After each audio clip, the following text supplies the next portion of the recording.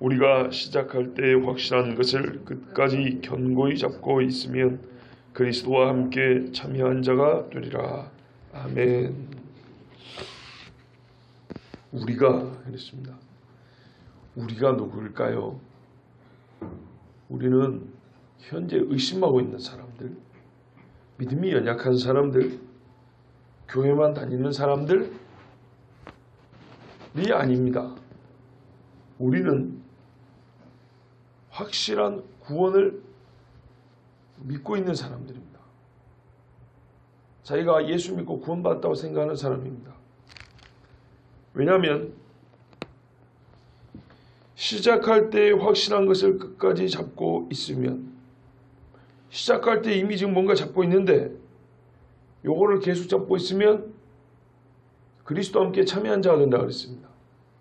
시작할 때 잡고 있는 것이 잘못된 것이면 이 사람은 갈수록 지옥에 갈 사람이죠. 그런데 지금 시작할 때 잡고 있는 것을 그대로만 붙들고 있어라. 그러면 그리스도와 함께 참여한 자가 된다. 그렇기 때문에 이 사람은 예수님을 좀 잘 믿고 있는 사람입니다. 그런데요, 그보다 더 정확하게 우리가, 여기서 말하는 우리가, 지금 이 새벽에 나온 우리처럼 예수님을 믿고 있는 사람이라는 거, 구원의 확신을 가지고 있는 사람이라는 거, 더 정확하게, 더 강하게 증거하는 게 있어요. 그게 뭐냐면 그리스도와 함께 영광에 참여한 자가, 그리스도와 함께 참여한 자가 되리라. 이 말씀이에요. 그런데 보니까 되리라. 참여한 자가 되리라. 앞으로 그렇게 될 것이다 아닌가요? 앞으로 그렇게 될 것인데 이게 무슨 우리를, 지금 현재 우리를 얘기해 주는 거예요. 한국말 번역이 잘못됐어요. 한국말 번역이 잘못됐고 원래 뜻은 이렇게 돼 있어요. 우리가 그리스도와 함께 참여한 자가 되었으므로, 우리가 그리스도와 함께 참여한 자이기 때문이다. 이런 말입니다.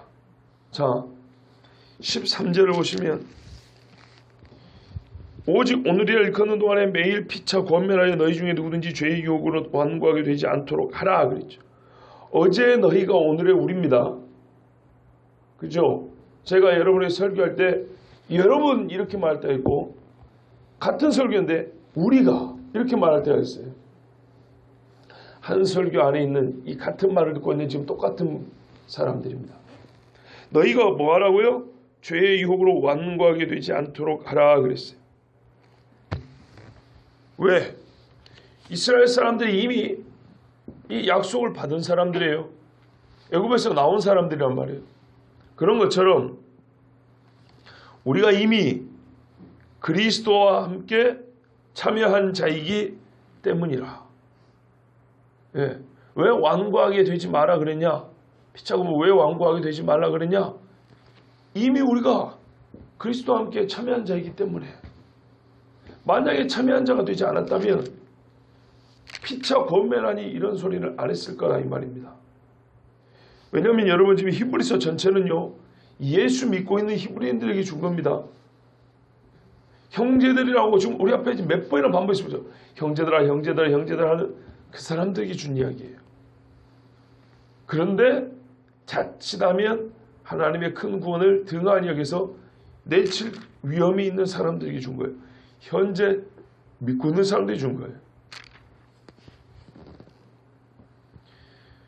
헬라어 원문에도 그렇게 되어 있습니다. 헬라어는 우리말처럼 그 문장 구조가 논리적으로 우리가 그리스도와 함께 참여한 자이기 때문이라 이렇게 되어 있는 게 아니고요. 번역을 바로 한다 하더라도 헬라어 자체는 왜냐하면 참여한 자, 우리가 함께 그리스도에 뭐 이런 식으로 되어 있어요. 직역을 하는 거예요. 있는 그대로 말 대 말로 이렇게 하면 우리가 그리스도와 함께한 자가 되었으므로 이렇게 되어 있어요.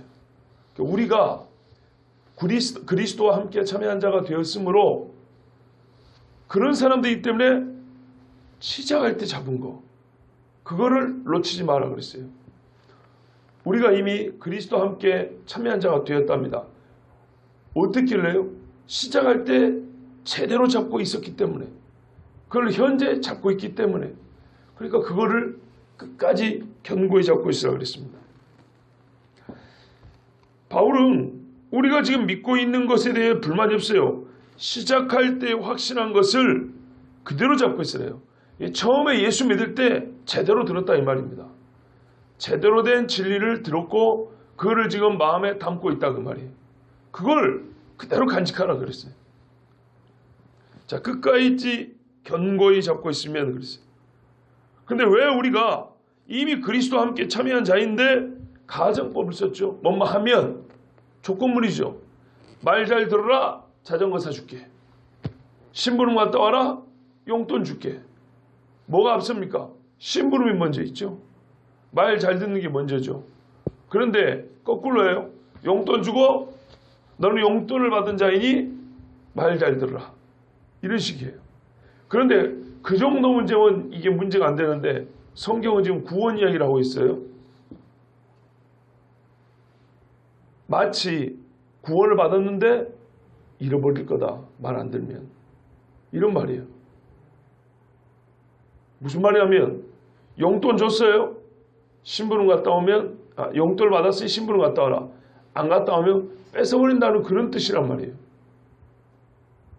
우리가 지금 읽기에는 그런 거예요. 이렇게 바꿔서 보면 우리가 시작할 때 확신한 것을 끝까지 견고히 잡고 있으면, 이게 원래 뒤로 가고요. 왜냐하면 우리가 그리스도와 함께 참여한 자이기 때문이라.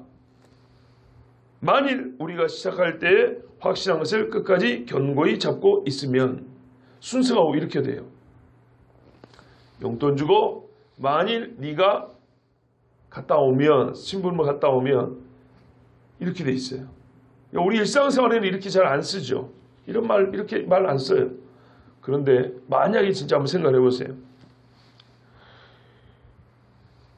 네가 시작할 때 끝까지 잡고 있으면 구원을 얻으리라. 그러면 어떻게 되겠습니까?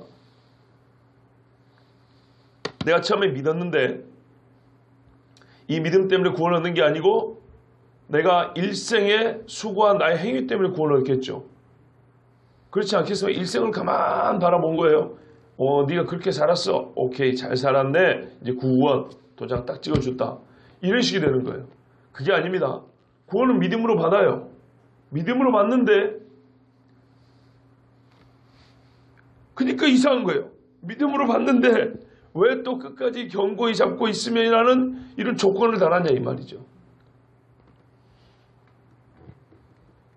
이것이 신앙인의 광야 생활 현실이기 때문입니다.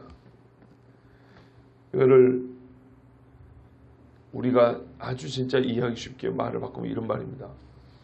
우리가 그리스도와 함께 참여한 자이기 때문이라. 그러므로 그리스도와 함께 참여한 자로 여전히 그 상태로 남아있기 위하여 처음 믿을 때 확신한 것을 끝까지 견고히 잡고 있으라 이런 말입니다. 끝까지 견고히 잡고 있으면 그리스도와 함께 참여한 그 상태 그 사람으로 남아있을 것이다 이런 말입니다. 지금 그런 사람인데 이게 그때까지 계속 유지될 것이다 이런 말입니다. 끝까지 견고히 잡고 있다는 말이 무슨 말인가요? 그 전에 무엇을 잡고 있는지가 중요합니다. 우리는 이미 시작할 때 확실한 것이라는 것을 그냥 내용, 그 말의 뜻을 깊이 생각하지 않고도 짐작할 수 있어요. 그리고 그것을 굳이 따지지 않고도 뭔가 이게 딱 마음에 와닿는 게 있어요.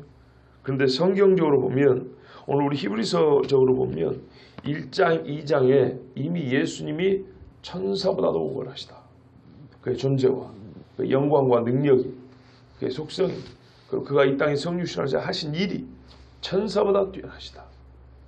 감히 모세가 비교의 대상이 되지 않는다. 그랬죠. 바로 예수 그리스도에 대한 지식입니다. 예수 그리스도가 어떤 분인가, 무슨 일을 하셨는가, 그게 나와 무슨 관계인가, 이것을 처음부터 완전하게 제대로 배웠다 이 말입니다. 그리고 그것을 시작할 때 확실한 것이라 그랬고 그것을 바로 잡고 있으라는 겁니다. 6장에 한번 보십시오. 히브리서 6장 1절부터 2절 한번 보세요.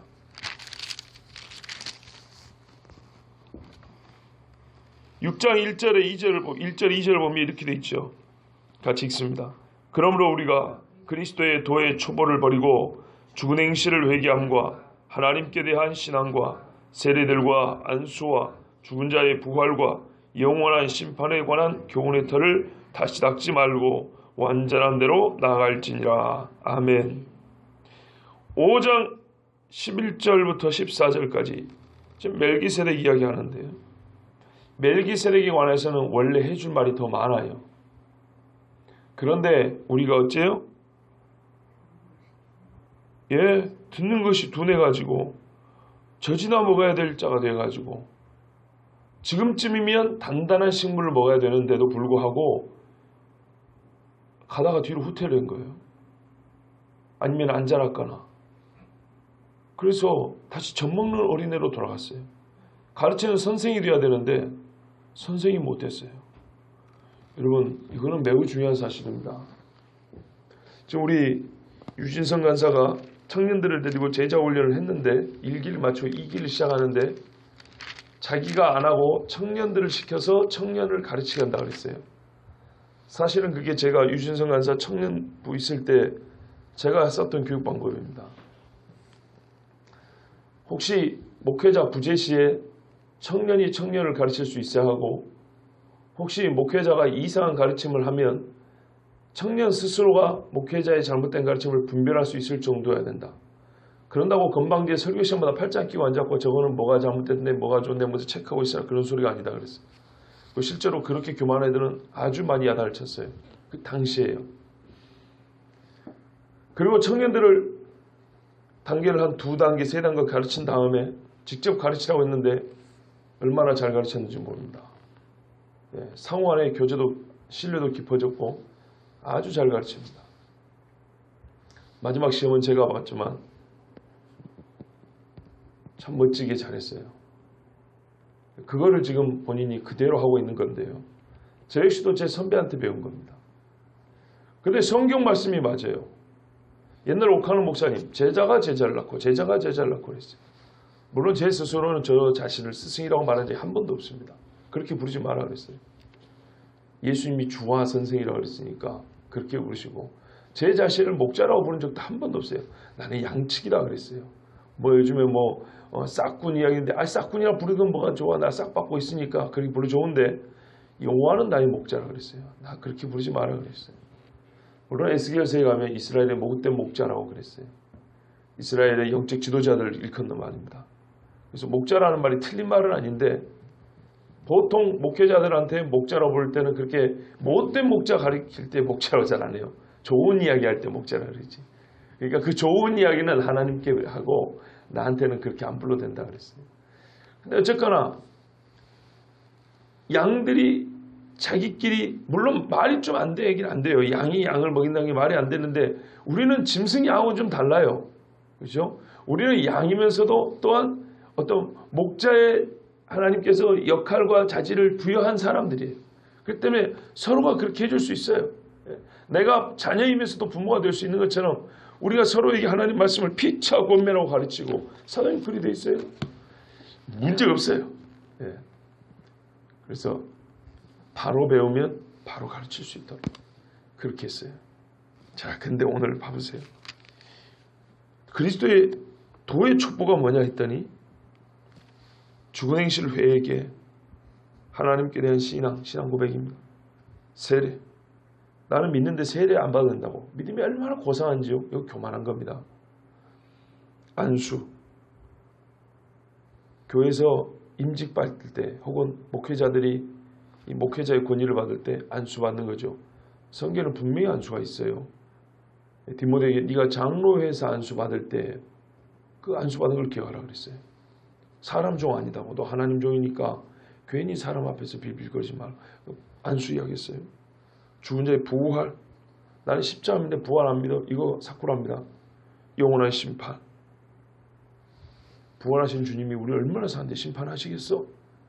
그런 가르침이 예로부터 지금까지 유명한 신학자들 입에서 내려오고 내려왔지만 그 사람들 미안하지만 구원 받았을지 저는 조금 의심스럽습니다.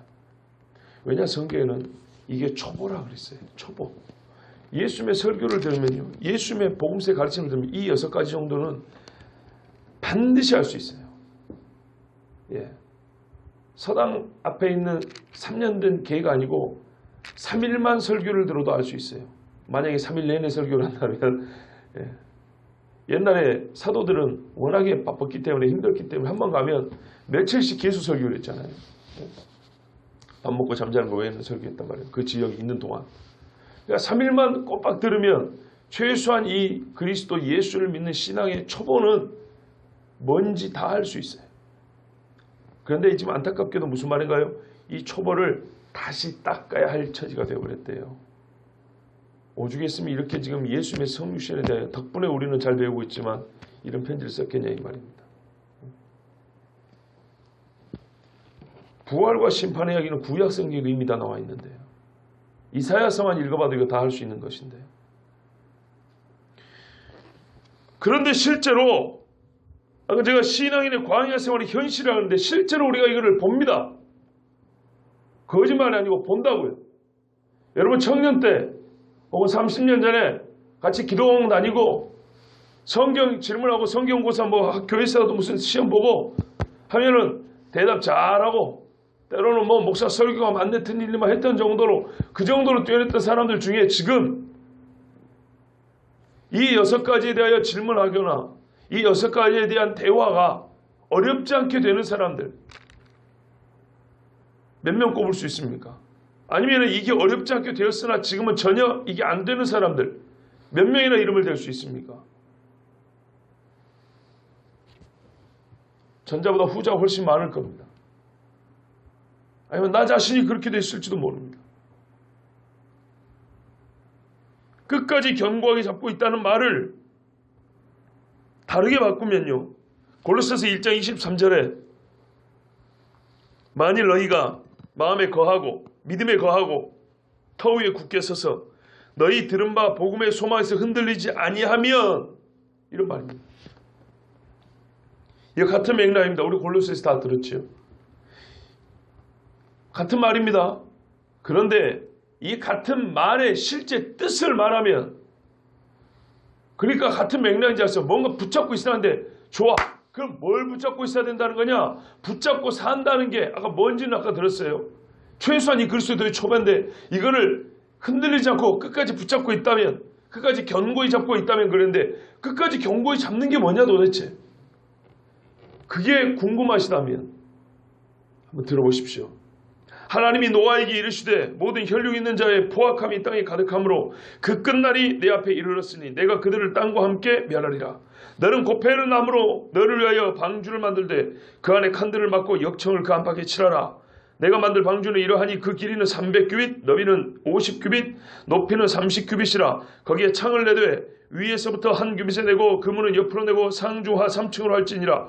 노아가 그와 같이 하여 하나님이 자기에게 명하신 대로 다 준행하였더라.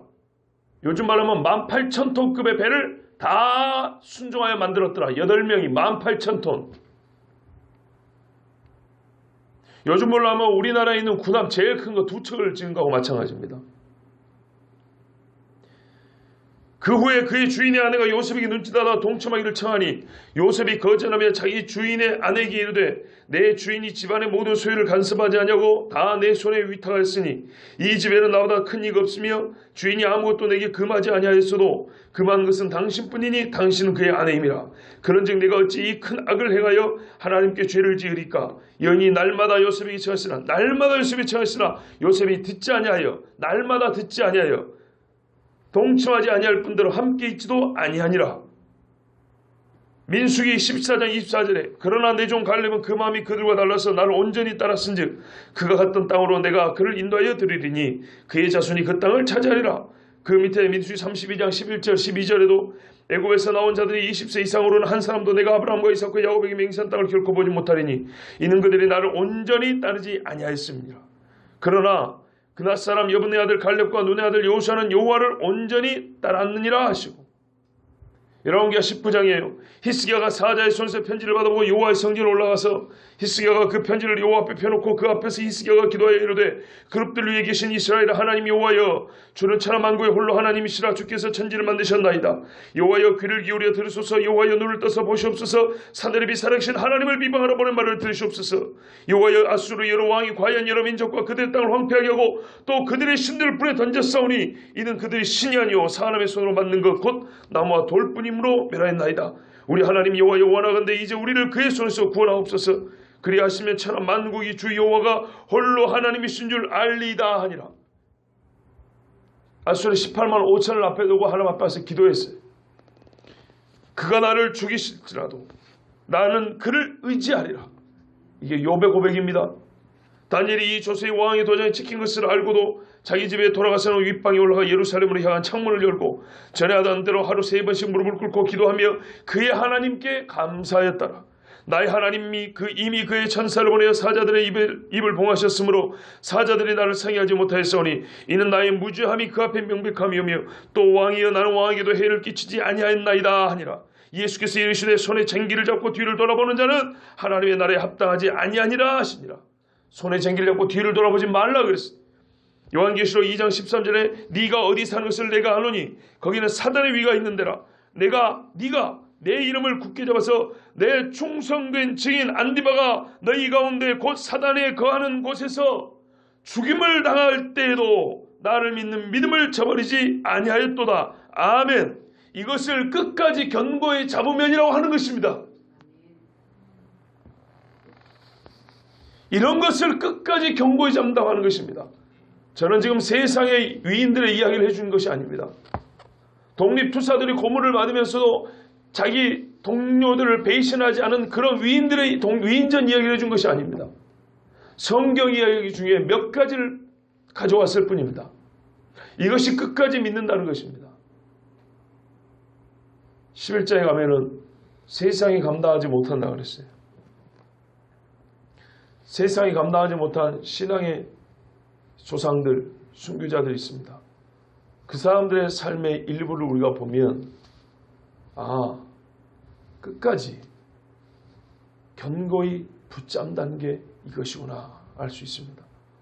반대로 끝까지 견고히 붙잡지 않는다는 게 무엇인지 우리가 알 수 있습니다. 롯의 생각하라. 이 말씀 매우 깊습니다. 여러분, 롯의 처가 어찌했니 저찌했니 이런 이야기가 없어요. 딱 한마디입니다. 예수님이 누가복음에 너희는 롯의 처를 생각하라 그랬어요. 소돔과 고모라에서 어떻게 나왔습니까? 그 밤에 그날 아침에 어떻게 나왔냐고요.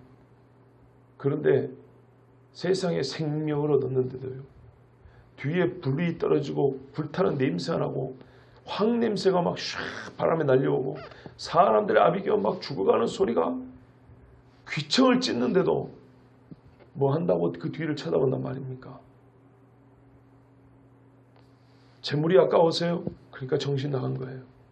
남의 죽는 거 호기심이 있어서요? 그래서 이 사람의 심령은 죽어 있는 거예요. 이것이든 저것이든 쳐다볼 이유가 없습니다. 자기가 구하러 갈 거 아니면. 지금 그 시간은 구하러 가는 시간이 이미 지나서 심판의 시간이에요. 롯의 처를 생각하라 했어요. 끝까지 견고히 잡으면.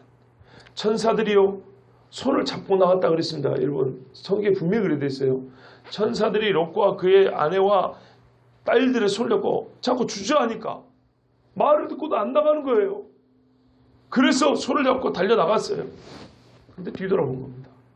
얼마나 정신없는 사람인지 봐보세요. 누가 여러분에게 그리스도 예수가 누구시고 그분이 우리를 위하여 하신 일이 무엇이며 우리는 그분을 누구로 어떻게 믿고 순종해야 하는지에 대해서 지금 아까 읽어드린 노아나 요셉이나 다니엘이나 히스기야나 내 충성된 증인 안디바, 버가모 교회 안디바, 여러분 사단의 회가 있는 곳에서 죽임을 당했다 그랬어요. 순전히 사악한 무리들에 끌려가지고 순교당한 이야기입니다. 여러분 이거 그냥 읽으셨죠? 아니요, 이 교회에 믿는 사람 몇 명 안 남았어요. 버가모 교회는 칭찬 듣는 교회 아닙니다. 빌라델피아 교회하고 4대 교회만 칭찬받고 나머지는 다 욕얻어먹은 교회입니다. 야단 들었어요. 결론적으로는 이유가 어찌됐든 간에 결론적으로는 믿음의 사람들이 다 떠나서 몇 명 안 남은 교회들입니다. 그 몇 명 안 남은 중에 안티파스가 끌려가가지고 죽임을 당했어요. 순교당했다고요. 그런데 그 몇 명 안 남은 사람들이 얼마나 심장 떨려서 도망가야 되잖아요. 그런데 그렇지 않고 믿음을 지키고 있었던 거예요. 만약에 이런 사람들의 이야기가 아닌 다른 식으로 예수를 믿어도 된다. 죽은 행실을 회개함이 없이도 예수 믿는 것이다. 심판이 없는 것이 기독교다. 예수님의 부활은 그냥 상상 속에서 일어난 일이다. 여러분 매우 제가 한 이야기 아닙니다. 저한테 너무 불쾌하게 그렇게 생각하지 마세요. 실제로 한국의 유명한 교회 목사들이 그렇게 가르칩니다. 진짜입니다. 그 중에 하나 여러분 김진호 목사님 아시죠? 김진호 목사님 구리에 두레교회 세우셨잖아요. 그 후임 목사님이 이 부활에 관한 설교 때문에 총회 재판까지 갔어요. 예수님이 부활한 게 아니고 제자들의 마음속에 있어. 50년 전 루돌프 불트만이라는 그 외에 여러 독일 신학자들이 했던 소리, 현재 자유주의 신학자들이 했던 소리 똑같은 소리라고 해요. 연구에서 박사 받아봤으니까요. 외국에서 공부하고 온 사람은 그 정도 얘기는 해야 되는 거예요. 멍청하게 믿으면 안 돼요.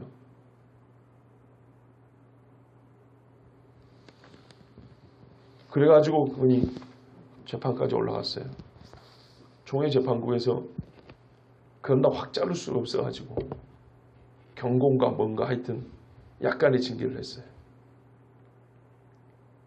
제 개인적인 소견에 의하면 약간의 징계감이 아니거든요. 그리스도를 믿는 도의 초보입니다. 초보. 그 초보가 잘못된 사람이 성도들 그 교회가 얼마나 큽니까? 그걸 가르칩니다.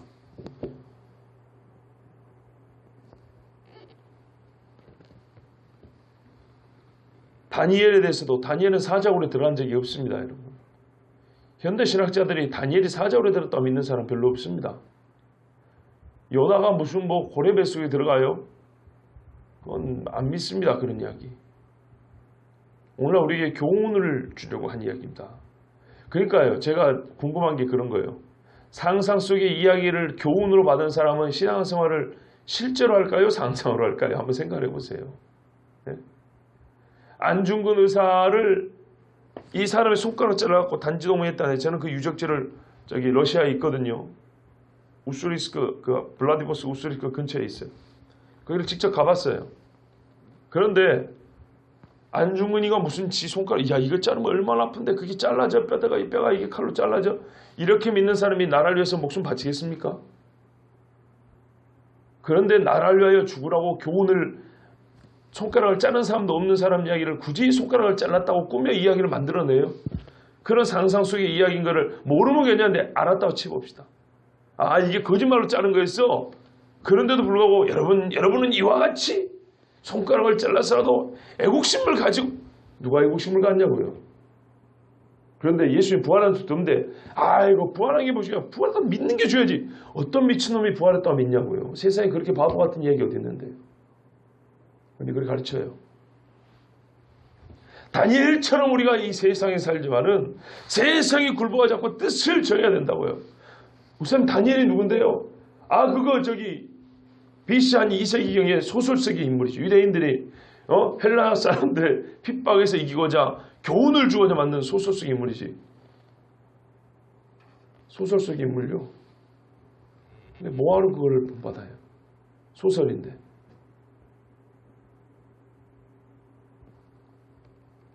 그것은 그리스도를 믿는 도도 아니고 끝까지 붙들어야 될 게 아닙니다. 제가 지금 이런 얘기 여러분 표정이 싹 이상하게 변했는데요. 제가 그러는 게 아닙니다. 저는 그렇게 안 믿어요.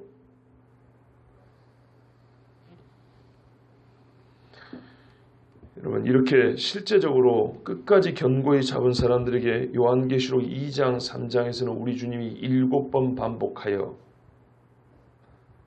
성경에서는 숫자가 의미가 있다면서요. 실제로 히브리 말은 단어 하나하나 아니 철자 하나하나가 알파벳 하나하나가 숫자입니다. 숫자입니다. 우리는 기억, 니은, 디귿에 숫자가 없죠. 그냥 알파벳으로 쓰거나 한자로 쓰죠. 1, 2, 3 이렇게 하는데 히브리 말은요. 그 숫자가 없어요. 철자가 숫자입니다. 예를 들어서 다윗이라고 그러잖아요. 다윗을 히브리 말로 다비드 그럽니다. 다비드. 근데 이게 숫자입니다. 다비드 할 때 디귿 끝에 디귿 앞에 디귿 뒤에 디귿이에요. 모음은 빼고 자음 중간에 점 하나 요드 아니 바브가 하나 들어갑니다. 이렇게 이런 게 있어요. 하여튼 우리 철자면 디귿 비읍 디귿 이런 식이에요. 그런데 말하면 이 디귿은 4고 비읍은 10입니다. 그래서 6입니다. 4, 6, 4 이렇게 됩니다. 다윗이라는 말을 숫자로 바꾸면 4, 6, 4 이렇게 됩니다. 그래서 합하면 14죠. 14입니다.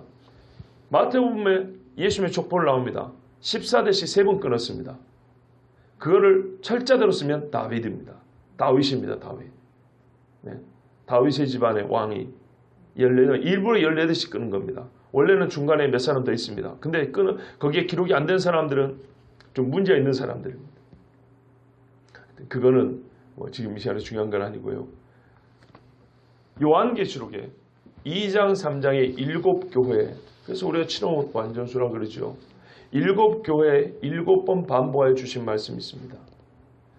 시작할 때 붙잡은 이 그리스도를 믿는 도를 끝까지 견고히 잡은 사람들에게 주시는 예수님의 약속이 7번 반복되어 있어요. 그런데 그때 항상 그 복받은 자들을 뭐라고 부르냐?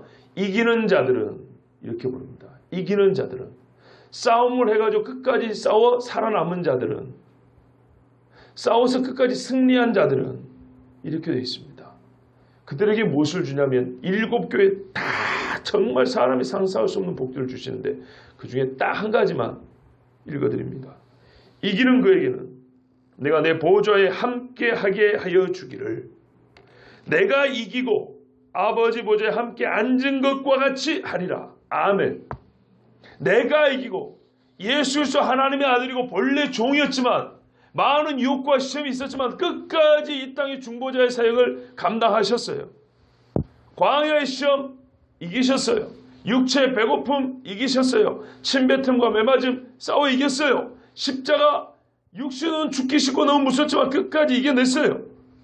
승리하는 자가 됐죠. 그죠? 승리하신 분이 됐어요. 구원의 대장이 되셨어요. 그래서 하나님의 보좌에 앉으셨어요. 그런데 뭐처럼요? 함께 앉은 것과 같이 꼭 그와 같이 똑같게 대우를 해준대요. 누구에게요? 이기는 자에게.